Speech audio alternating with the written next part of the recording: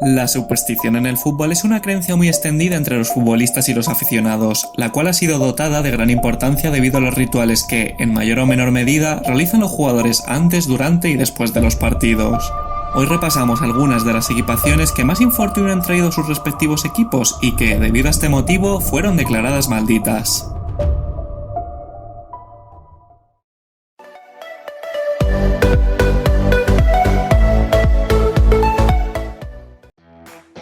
Empezamos por el Manchester United y su segunda equipación gris durante la temporada 95-96. Los Diablos Rojos marchaban líderes de la Premier por aquel entonces, pero cada vez que utilizaban la citada camiseta gris eran derrotados. En un partido contra Southampton en el cual se marcharon perdiendo al descanso por 3-0, Sir Alex Ferguson entró en el vestuario y ordenó a sus jugadores cambiarse de atuendo y ponerse la tercera equipación, la cual era blanquiazul. Aunque el United perdió el partido, consiguió no encajar ningún gol más durante la segunda mitad y además anotar un tanto. 2 días después, la marca deportiva Umbro, que por aquel entonces vestía United, decidió acabar con la camiseta maldita por orden del club. Y sin la equipación gris, los Red Devils terminaron llevándose el título de Liga y la FA Cup aquella misma temporada. Por si os lo preguntáis, la camiseta a día de hoy ronda los 200 € en internet.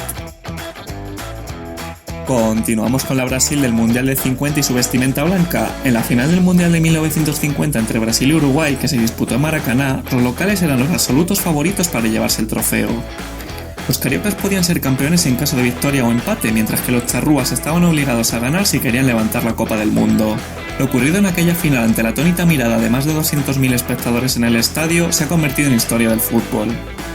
Brasil comenzó adelantándose en el marcador, pero 2 goles uruguayos en el minuto 66 y 79 respectivamente sirvieron para consumar la remontada y originar el famoso maracanazo.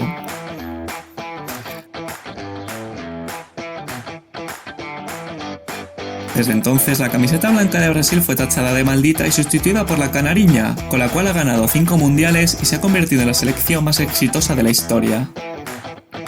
A modo de curiosidad, la canariña nació mediante un concurso que organizó la Federación Brasileña. El ganador y creador de dicha camiseta fue un joven de 19 años, Aldir García Sli, el cual había nacido cerca de la frontera con Uruguay y que, tal y como reconoció años después, celebró el título uruguayo en Maracaná. Seguimos con el Deportivo de La Coruña en la temporada 2003-2004, el cual vivía sus años más felices gracias a la cantidad de títulos que había cosechado en temporadas anteriores. Dentro del plan de expansión del club, Joma, que por aquel entonces vestía el Depor, había creado una peculiar e innovadora camiseta tricolor, compuesta por naranja, blanco y azul, la cual se utilizaría como segunda equipación en la Liga de Campeones. Los gallegos estrenaron la equipación en el Estadio del Mónaco y terminaron perdiendo el partido con un estrepitoso 8-3, siendo una de las goleadas más abultadas en la historia de la competición europea.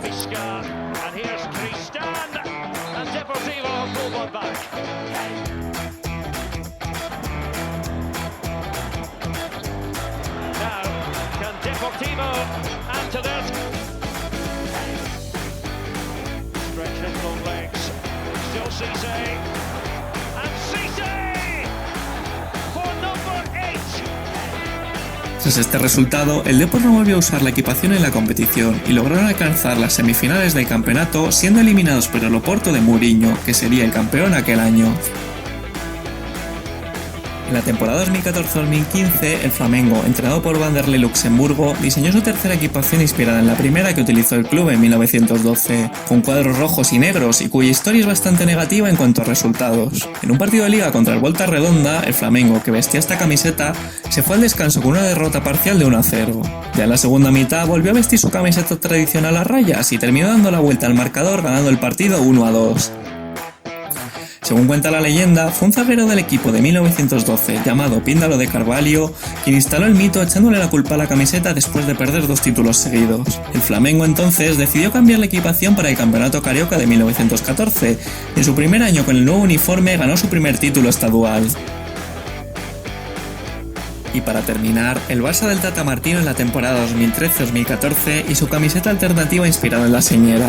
Desde su primera puesta en escena con una derrota ante el Bayern de Guardiola en un amistoso veraniego por 2-0, fueron varios los traspiés protagonizados por el club catalán. Después del gran inicio azulgrana en las 15 primeras jornadas ligueras, solo hubo 2 encuentros que no se saldaron con victoria, justo los 2 en los que se empleó este uniforme alternativo, que fue el empate ante Osasuna por 0-0 y la derrota en el nuevo San Mamés ante el Athletic Club por 1-0.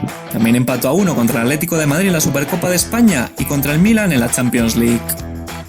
Justo la temporada siguiente, el Barça cambió su tercera equipación por un nuevo uniforme completamente color carmesí. Que fuera debido a la superstición o bien al marketing, os lo dejo a vuestra elección.